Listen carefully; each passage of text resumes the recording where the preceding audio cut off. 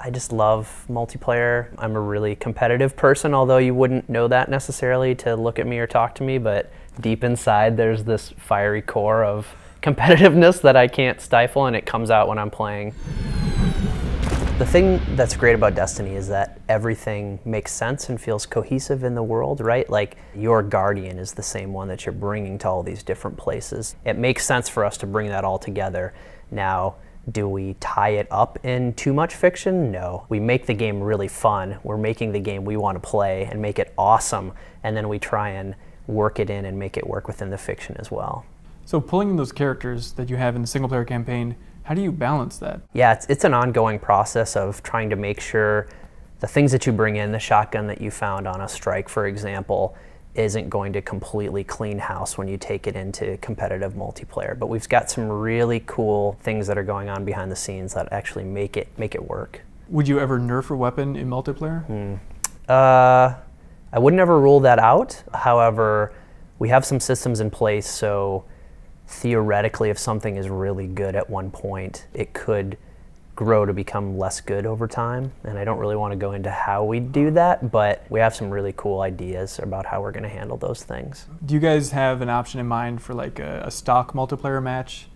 There's currently nothing like that where you could just start up and then start playing multiplayer within the first 3 seconds. Once again, that's back to the you are your character in the world, and you're growing and changing over time, and that's really important to us. Would you say the multiplayer matches are faster than in Halo games, or how would you compare the speed? Definitely faster. If we're to talk about lethality, it's certainly more lethal than Halo. When you catch a guy with his pants down, you can take him out really quickly. And that's not even including using a heavy weapon or a super to do that. But generally, your primary assault class weapons are going to do a little more damage than what we had in Halo. And what's the reason for that? Combat resolution is fun, right? Getting into combat and having it end is fun. It's satisfying for both sides. And it's not all the time. You know, good players are still going to be able to get away some of the time, but it's a little harder now. Do you want to explain the team's approach to health? The caveat with anything sandbox related is that it's going to change, and it'll probably change before we ship. So you do have health and armor. And as your armor bleeds down, you know, you move into health and the squishy parts of the, you know, the human or guardian physique. It's pretty low, but it also depends on your class. So say the Titan is a tiny bit harder to kill. It's almost inconsequential in multiplayer, but each of the classes also has interesting attributes that you can, as you go further down your build trees, that, you know, you can give your Titan resistance while sprinting, for example. So I want the game to be fast and frenetic and fun, and let players come at combat opportunities in a variety of different ways. So one of the things that was really important to us is to give the player options in how they attack a player in the world. So you've got three-dimensional options as well. You've got your vertical movement mode, which lets you decide to either take the stairs to the second floor of this building, or, you know, double jump through this hole that's blown out in the wall to take a shortcut. So I wonder, are there other things that separate a typical Destiny map from a Halo map? That's interesting. That's an interesting question. I mean, I think hopefully when people look at the multiplayer maps in Destiny, they'll go, oh, this is a Bungie map. Like, I get it. Like, these guys have a certain design sensibility.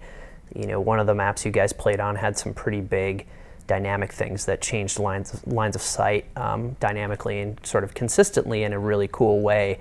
But I feel like that's sort of a Bungie philosophy more than a Halo philosophy, I guess, if I had to pin it down to one thing. The really interesting thing is being able to bring your character across is really crazy. Like, it's one of those things that you think, whatever. But then when you play it, you create your class, you start at 0, right? And you're leveling up your character, and you're finding these new weapons, you're finding these new pieces of armor, you're going on these missions, you're doing cinematic story missions, you're doing some of our other activities. Your character is growing and changing, and then taking that character with you into multiplayer is a super satisfying experience. So say somebody is only interested in the competitive multiplayer, and they play it for a year and a half, then does the rest of the game scale up to their level, or can they just jump to the end of the game and take out the final boss? There are things that we're not ready to talk about yet that that will push you around, and you'll want to increase your character level, so you won't want to just play multiplayer, but we're not talking about that yet. Okay, but I'm sure there's a segment of your fan base that just wants the multiplayer. And so maybe. And the interesting thing about Destiny is that you know, because it is your character, and because you're doing all these other things, and because the way the world is put together, we want people to be moving around and trying these different things, and there will be many good incentives for them to do that. I'm wondering how you approach customization to matches this time around with the cohesive world vision. That has to be a really tough balance. That's a really good question. Not something that we're ready to talk about yet. Is it theoretically possible to turn things like supers off though? Everything's possible. It just depends on what we want to do. We have a really robust system for how we put together our playlist, just like we always had in Halo, and it's even beyond that now, I'd say, in terms of what we are capable of doing, and in terms of how quickly and easily we can rearrange those things. So you can expect a similar cadence, if not faster in some cases, depending on what we're giving to people in terms of what they see and are able to play. So nothing's out of the question, but there's certainly things we're not ready to talk about yet. Split screen, are you guys talking about supporting that? I don't know if we're talking about that yet.